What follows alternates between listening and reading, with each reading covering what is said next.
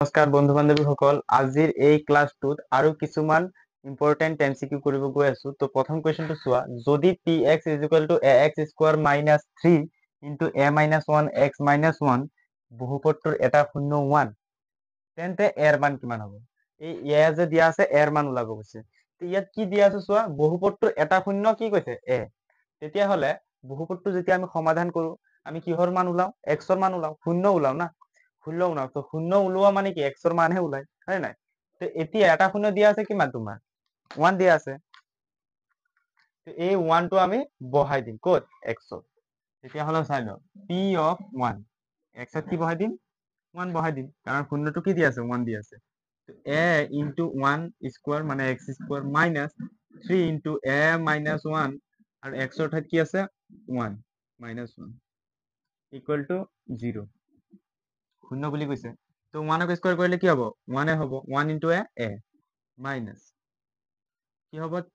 Minus 3 into a 3 মাইনাসে মাইনাসে plus 3 গুণ 3 হল, আর এক দি পূরণ কৰিলে সেমে হ'ব মাইনাস 1 ইকুয়াল টু 0।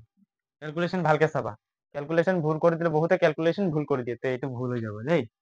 তো এতিয়া চাই লোৱা কি হৈ যাব, এ প্লাস এ মাইনাস 3 এ, তো কি হ'ব মাইনাস 2 এ, হয় না নাই? ডাঙৰটোৰ আগত মাইনাস আছে, আৰু ইয়াত কি হ'ব প্লাস 2 ইকুয়াল টু 0, হয় 3 ৰ পৰা 1 গলা 2, তো minus 2 A equal to minus 2 হল, এফালে গলে মাইনাস হৈ যাব। তো A equal to minus 2 by minus 2 equal to minus minus গল 2 গুণ 2, therefore a ইকুয়াল টু 1। এনেকে একদম ভেরি সিম্পল কুৱেশ্যন আছিল, তোমালোকে ধুনীয়াকে কৰি ওলাব লাগিব। যদি দিয়া থাকে তুমি বুজি পাব লাগিব, হয়, যে বহুপদটোৰ এটা শূন্য দিয়া আছে মানে এক্সৰ মানটো আমি বহাব লাগে 1 বুলি। ঠিক আছে, এতিয়া নেক্সট কুৱেশ্যন আমি কৰিম। নেক্সট কুৱেশ্যন 2 নম্বৰ দিয়া আছে 2 প্লাস ৰুট ওভাৰ 3 আৰু 2 মাইনাস ৰুট ওভার 3 শূন্য বিশিষ্ট বহুপদটো হ'ব। এতিয়া এই 2 প্লাস ৰুট ওভাৰ 3 আৰু 2 মাইনাস ৰুট ওভাৰ 3 টো কি? বহুপদটোৰ শূন্য। এতিয়া বহুপদটো ওলাব দিছে, শূন্য বুলি কৈছে, শূন্যকেইটাৰ সমষ্টি আৰু শূন্যকেইটাৰ পূৰণফল দিয়া নাই, এটা আমি ওলাব লাগিব। কাৰণ আমি বহুপদটো ওলাব কৈছে ন, বহুপদৰ ফৰ্মুলাটো কি আছিল আমাৰ? যে কেটো নিলিখিলেও হয়, এনেকে কি আছিলে, K X square minus alpha plus beta x plus alpha beta, এইটো হয় না নাই? এতিয়া চাই লোৱা, তো আলফা প্লাস বিটা, প্রথমটো আমি আলফা ধরো, সেকেন্ডটো আমি বিটা ধরো, ইকুয়াল টু আলফা কিমান আছে 2 প্লাস ৰুট ওভাৰ 3 প্লাস 2 নম্বৰটো বিটা কিমান আছে 2 প্লাস সৰি 2 মাইনাস ৰুট ওভাৰ 3 হল, আলফা প্লাস বিটা ওলাই গল। এতিয়া plus root over 3 minus root over 3 কাটা গল, 2 প্লাস 2 কিমান হ'ব 4, তো আলফা প্লাস বিটা কিমান ওলাই গল 4।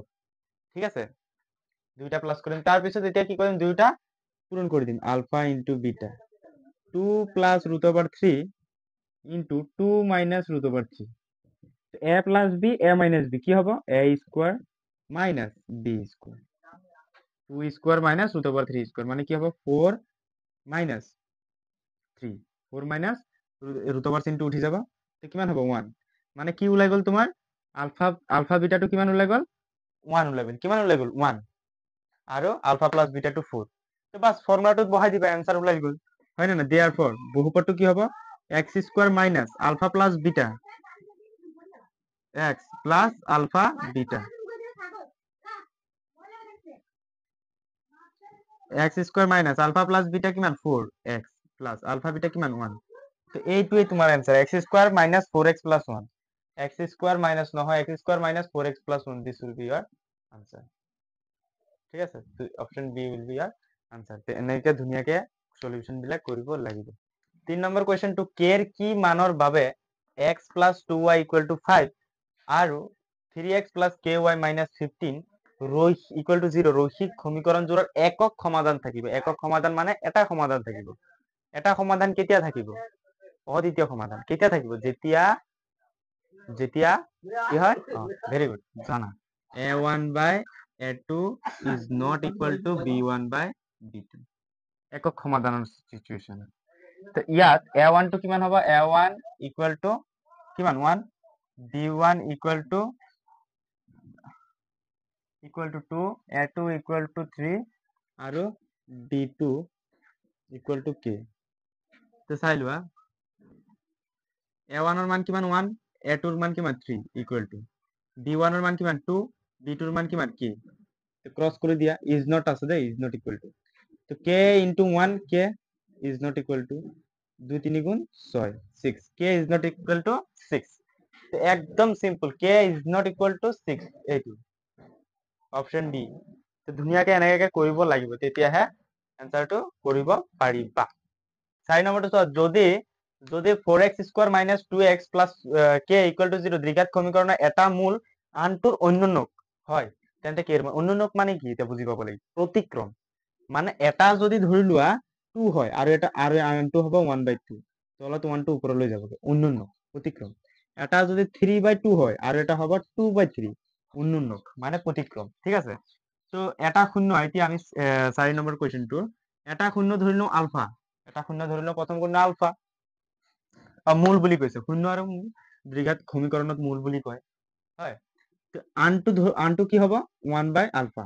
কি হ'ব 1/α এতিয়া ইহঁতৰ পূৰণফল কিমান হয় শূন্যকেইটাৰ পূৰণফল চোৱা কে আছে নহয় এই কেটোৰ কাৰণে আমি এইটো কৰি আছো কে তো শূন্যকেইটাৰ পূৰণফলে কি হয় c/a কি হয় c/a এটা যদি কি হয় শূন্য আলফা আৰু এটা কি হয় 1/α দুটা পূৰণফল মানে শূন্যকেইটাৰ বা মূলকেইটাৰ পূৰণফল কি হ'ব c/a হয় মূলকেইটাৰ পূৰণফল c/a এটা চোৱা আলফা আলফা কাটা গ'ল থাকি গ'ল কিমান 1 ইকুয়াল টু সির মান কিমান আছে চোৱা এৰ মান 4 এইটো বিৰ মান -2 সির মান কে এর মান কিমান 4 এর মান কিমান 4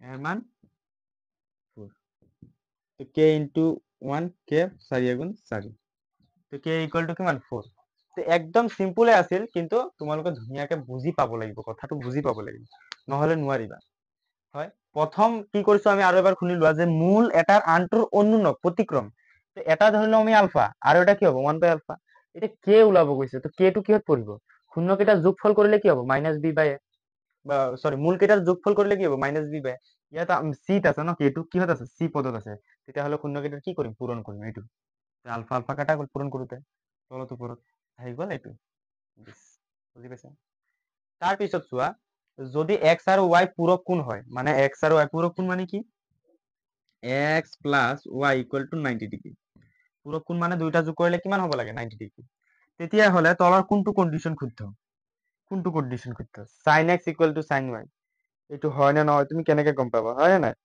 কৰি কৰি চাব লাগিব বা এইটোত যদি বহাই বহাই চাব লাগিব এতিয়া ধৰি লোৱা x equal to 90 minus y ৰাখিছা দুই সাইডে sin sin লগাই দিয়া কি হ'ব sin x equal to sin 90 minus y তো এইফালে থাকি গ'ল তোমাৰ sin x এইফালে থাকি গ'ল sin 90 minus y মানে কি হয় cos cos y তো sin x equal to cos y হ'ব ইয়াত অপশন আছে নেকি cos x cos y নাই তো এইটো অপশন নহ'ব এইটো অপশন নহ'ব cos x cos y টো নহ'ব cos লগাই যাব পাৰা তো cos টো নহ'ব সেম এটা sec লগাই চাওঁ তো sec টো যদি লগাই চাওঁ এইটো কি হ'ব sec x equal to sec 90 minus y তো sec x আৰু এইফালে থাকি গ'ল 90 minus y মানে কি হ'ব sec টো কিহত কনভার্ট হৈ যাব cosec cosec sec x is equal to cosec option number D তো সেই বেসিক ফর্মুলাটো তুমি ট্ৰিগনমিতি জানিব লাগিব মাষ্ট বি